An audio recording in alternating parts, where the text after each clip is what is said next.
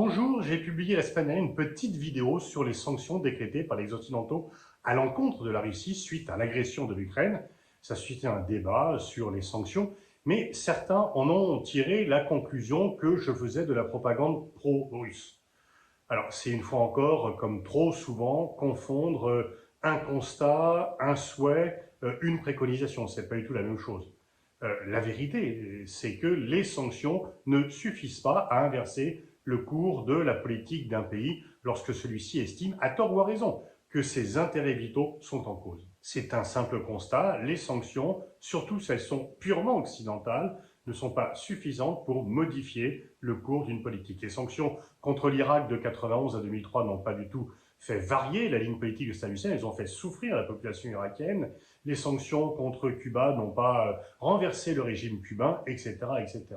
Donc quand je dis que si les sanctions ne sont qu'occidentales, elles ne suffisent pas pour être efficaces, je fais un constat notarial, purement clinique finalement, et un constat qu'il est difficile de nier. Ni je m'en réjouis, ni je le déplore, je le constate. Et une fois encore, il est toujours un petit peu embêtant de voir que l'irréalisme est le guide de l'action diplomatique pour certains, et que certains confondent leur désir et la réalité. Cela ne conduit pas à faire une bonne politique. Mais revenons sur l'accusation qui traîne, selon laquelle je ferais carrément de la propagande pro-russe. Bon. Quels sont là aussi les faits, les déclarations, mes prises de position? J'ai tout de suite dit que cette action russe n'était pas une opération militaire spéciale, c'était une agression au sens du droit international. J'ai dit à de nombreuses reprises qu'il y avait des crimes de guerre documentés de la part de l'armée russe en Ukraine et qu'on pouvait même s'interroger sur le fait qu'il y ait un crime contre l'humanité. J'ai dénoncé les bombardements de populations civiles. Et moi, je dénonce tous les bombardements de populations civiles, quels que soient les avions et quelles que soient les populations civiles. Je n'ai pas d'indignation sélective par rapport à cela. J'ai bien sûr condamné les viols documentés aussi auxquels des militaires russes se sont livrés contre des femmes ukrainiennes. J'ai également à de nombreuses reprises dit que cette guerre était illégale et immorale et que par ailleurs, elle allait affaiblir la Russie et que l'héritage politique de Poutine était en cause parce qu'il avait fait une erreur dramatique dont bien sûr la population ukrainienne était la première victime, mais dont la Russie serait la seconde victime par la suite du fait de l'affaiblissement auquel cela allait conduire la Russie. Une fois encore, les sanctions ne sont pas suffisantes pour modifier la politique russe, mais elles sont suffisantes pour affaiblir sur le long terme la Russie, même si les Occidentaux payent aussi le prix de cela. Et puis j'ai dit aussi que la répression accrue de Poutine après le début de cette guerre ramenait finalement Moscou au temps de Brejnev, voire de Staline, en termes de fait de ne pas pouvoir s'exprimer librement, et que l'une des conséquences de cela était un nouvel affaiblissement de la Russie, notamment tous les jeunes qui sont tournés vers l'extérieur et tous ceux qui notamment travaillent dans les nouvelles technologies de l'information et de la communication allaient quitter ou avaient déjà quitté la Russie, et que cela allait à terme affaiblir la Russie, notamment dans le domaine de l'intelligence artificielle où elle était déjà en retard. Donc je vois quand même assez mal en quoi il y a de la propagande pro-russe dans ce que je dis.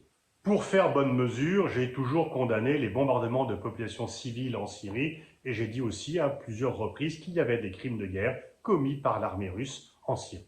Donc, très franchement, on voit mal comment ces différentes déclarations pourraient me faire passer pour un propagandiste pro-russe qu'il conviendrait d'écarter des plateaux pour ne pas donner la parole à l'ennemi. Alors, les gens qui disent que je fais de la propagande pro-russe, est-ce que c'est une mauvaise information de leur part ou une difficulté de comprendre la réalité? Est-ce que c'est de la mauvaise foi ou juste une incapacité à réfléchir? Sans doute un peu des deux, les deux ne sont pas incompatibles, mais en tous les cas, cela ne correspond en rien à ce que j'ai pu déclarer ou écrire. Et c'est d'ailleurs très tranquillement qu'au nom de la promotion des idéaux démocratiques, au nom de la défense de liberté, que l'on veut faire taire ceux qui ne sont pas d'accord.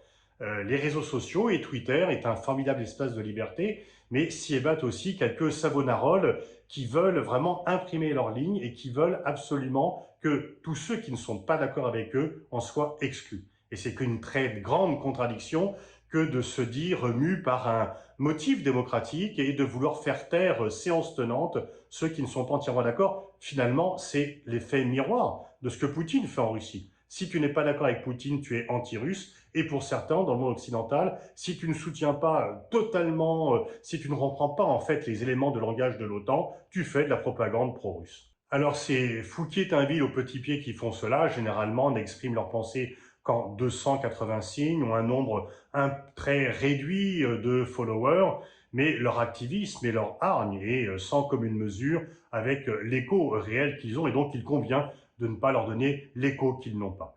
Je crois qu'il faut continuer, notamment parce que la guerre va durer longtemps, très probablement, mais malheureusement, qu'il faut continuer un peu à avoir une pensée complexe, à réfléchir, à aller effectivement un peu plus loin que les apparences et à décrire le monde non pas tel que l'on voudrait qu'il soit, parce que ça ne sert pas à grand-chose, mais tel qu'il est, si justement on veut le changer de façon positive.